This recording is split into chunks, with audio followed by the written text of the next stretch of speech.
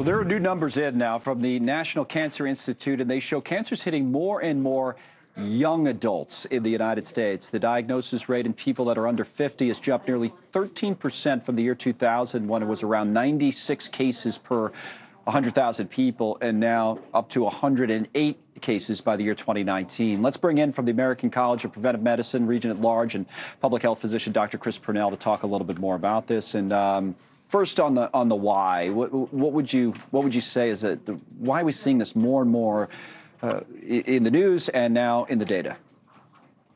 You know, Connell, we don't have an exact answer, but we have suspicions or ideas about what might be driving this increase in early onset cancers.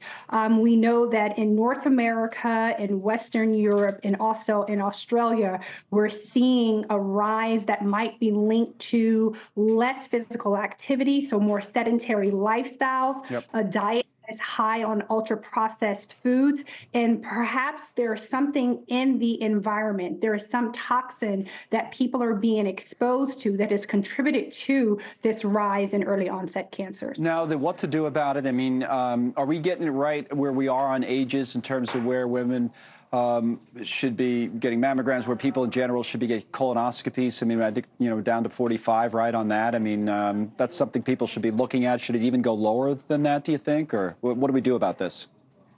We have to remain vigilant around the data, and we have to look through a health equity lens. What we know is that certain populations across different racial and ethnic groups bear a disproportionate burden of the risk. We see colorectal cancers being evidenced at earlier ages in the African American population, so that pushing that age limit back down to 45 really has been helpful, and perhaps we may even go lower. There were a lot of debates around what should be the mammogram age, and right now the consensus is 40, so we are following the data trends. Yeah, I know Michael Strahan made a lot of news on Good Morning America with his daughter and the appearance that he made earlier in the week. And now his daughter Isabella, this People.com headline, she is freezing her eggs. Is maybe something other, that people are thinking more and more about as well. She's only 19 years old, but brain tumor surgery, as you see there, it's a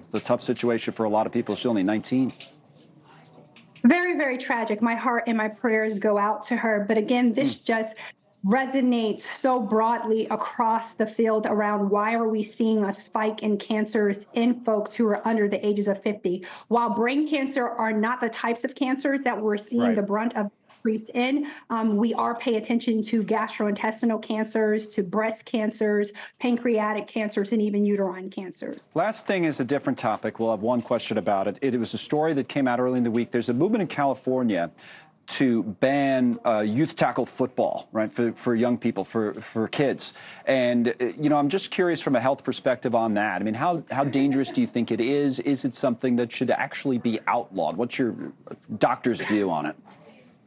So we in public health have been sounding the alarm about this in the last several years because of the accumulating data. The CDC has come out with a very strong recommendation and advisory that those under the age of 14 should not participate in tackle football, should rather do flag football because of the risk of repeated head injuries or trauma and how that might impact behavioral changes, the incidence of things like anxiety, depression, and suicidal ideation, and even what may later in life, like CTE. Yes, we've seen so much with professional players. Dr. Pernell, thank you. We'll be right back. Thank you. Thanks so much for watching. Just go to joinnn.com to find NewsNation on your television provider. And don't forget to click the red subscribe button below to get more of NewsNation's fact-driven, unbiased coverage.